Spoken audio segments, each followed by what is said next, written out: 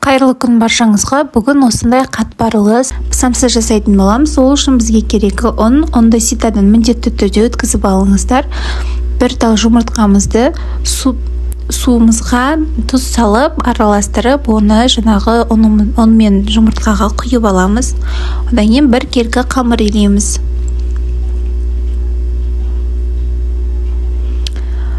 Қамырды әбден иі қанғанша елеңіздер.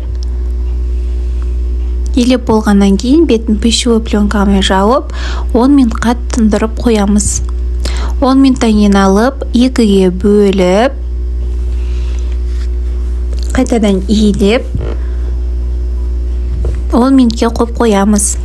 Пока тынғанша 10 минут тұрғаннан кейін қамырымызды алып жайып шығамыз. Менде қамыр кішкене қолға жабысқандықтан мен ұн қосып иледім. Сіздерде де ұн қосып жайсаңыздар болады. Ұнымызды салып домалақ, үлкен домалақ болғанша нанымызды жаямыз. Осылайна жайып шығамыз.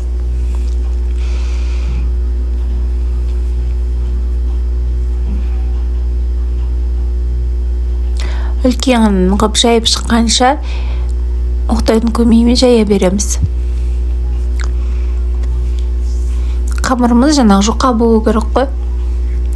Қамырымыз мына жұқа болды. Жинап, оны пищевой пленкаға салып қоямыз. Одан кейін екінші қамырымызды жайып шығамыз дәл солай. Екінші қамырымызды да ұнның көмегімен жайып шығамыз. Жұқа болу керек тесталарыңыз. Слайынан бүйтіп ораймыз ғой қазір. Соған бізге жұқа болу керек. Осындай майымызды 82% немесе маргаринді бола береді. Алып осылайынан жағып шығамыз қамырымыздың үстіне. Барлығын бір келкі ғып әдемілеп жағып шығыңыздар. Бір жағылмай қалған жері қалмасын. Бұл май міндетті түрде керек. Слайонный болатын, қылдыратын осы май ғой бізде. Осылайынан бір келкіп жағып алғаннан кейін екінші тестамызды үстінен қоямыз. Бірдей болу керек тестамыз. Одан кейін оның үстінен де май жағамыз. Майымызды бір келкіға барлық жерге жағып аламыз. Бір келкіға жағып алғаннан кейін барып видеодағындай осылайынан ораймыз. Орап салафанға салып, морозильникке 25 минут немесе 30 минут қойып қоямыз. Кішкене май қату керек. Оған дейін фаршымызды дайындаймыз.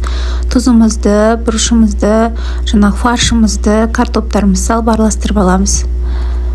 Одан кейін міне дайын болды. 30 минут тұрды. Үсті бөліктерге бөліп, қалауларыңызша форма жасап, жасайларыңызға болады. Мен андай үшбұрыш форма жасадым. Фаршымызды салып, үшбұрыш етіп түйдім.